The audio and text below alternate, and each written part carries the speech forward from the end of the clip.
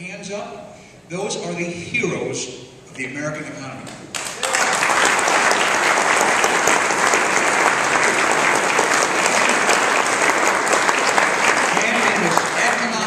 Chaos that we've been going through for 24, 30 months, and it's not over yet. They have done a vastly, vastly better job, small businesses in America, a vastly better job than have the giants about keeping people employed. If small businesses, people employ less than 50 people, if they had laid off workers at the same rate as the giants, there would be 2.5 million more people unemployed today. Now that's a commitment to community. And look, I don't know that they're morally superior. I think it's the reason. You know, if I'm the head of some corporation, my office is in Chicago and my plant is in Arizona, I can say fire 100 people and I've never seen any of those people, I'll never meet them, don't know who they are, it doesn't make any difference. If I'm a small businessman on Lorraine Avenue and it's tough, and I say, I think I need to get rid of an employee, but that person, that human being, I'm going to see at the soccer game on Saturday. I'm going to see on church on Sunday. So even if it is at my own expense, I stretch it as far as possible to keep that person working. And that's what small business, that's what these people are doing. Nobody in here is saying, oh, I had the best year ever I could imagine, and nobody is saying that. It's tough times.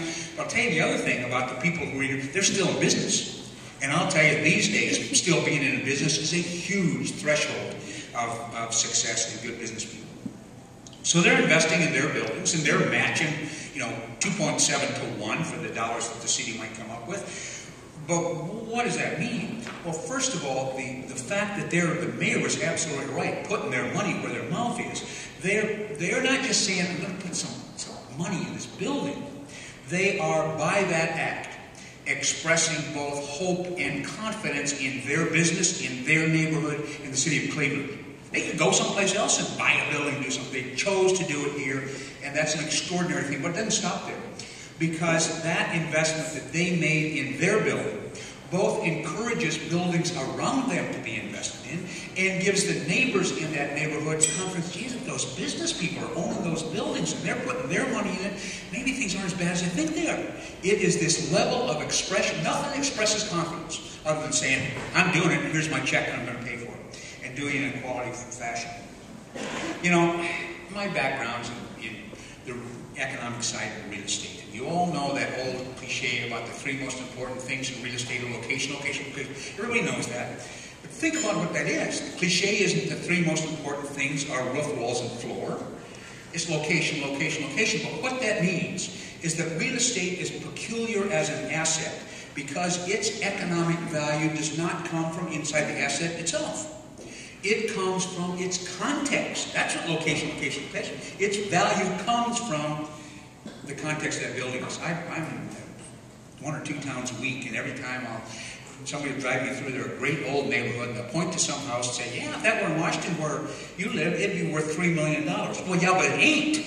Real estate values comes from its context. But that works 2 ways. What this investment does, that these building owners are doing, in fact, improves the context of where they are, of their location. They are enhancing the value of their neighbor's property by investing in their own property. The 5th graders. What grade are you in? 4th grade? Next year, in your 5th grade? Okay. I'm coming back. What is your name? Katie, and yours?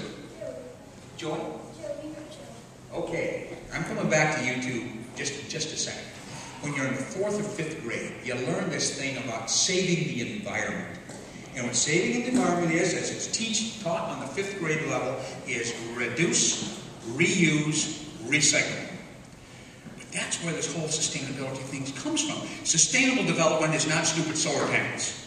We need solar panels. I'm not against them. That is not what sustainable development is. Sustainable development is reduce, reuse, recycle. And that's what's happening here.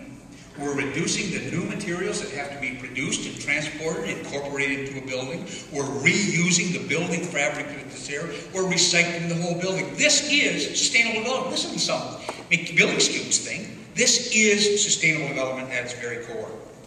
The other thing that these building owners understand that not every business business and building owner do, is that the building itself is a reflection of the business inside the building. And you're making a statement about the quality of your product, the quality of your service, about its uniqueness, about its differentiation. It is saying something about what's inside the four walls on that outside expression. And it's an extraordinary impact. You've made an expression of hope in your business in the future. And sometimes you might think, I wonder if this is really worth it. Well, I have to tell you, I think it is for, again, this isn't kind of trying to blow smoke or be excessively optimistic. There are a whole series of trends, economic, demographic, cultural, environmental, that as we look toward the next decade are all in the positive direction for neighborhood commercial districts. There's a whole range of things that are going to make, in the longer term, those neighborhoods prosperous, and to be there to stick with it, to figure out how to move it incrementally, a step at a time, is an extraordinary thing. But you think you're investing in those buildings, you're not investing in those buildings at all. That's what you're doing. You're investing in those two kids there. You're investing in their future in this city. That's vastly more important than any stupid piece of real estate. You are making the statement about the future that those kids are going to have. I'm going to close with a quotation from Eudora Welty, great Southern American writer. She wrote a book called The Eye of the Story. And here's what she wrote. It is our describable outside that defines us willy-nilly to others. It may be our shield against chaos, our mask against exposure, but whatever it is, the move we make in the place we live has to express our intent and meaning. So for all of you award winners, the move you are making in the place you live is expressing your intent and meaning. It's the intent of saying, this is my city and I'm going to make it better.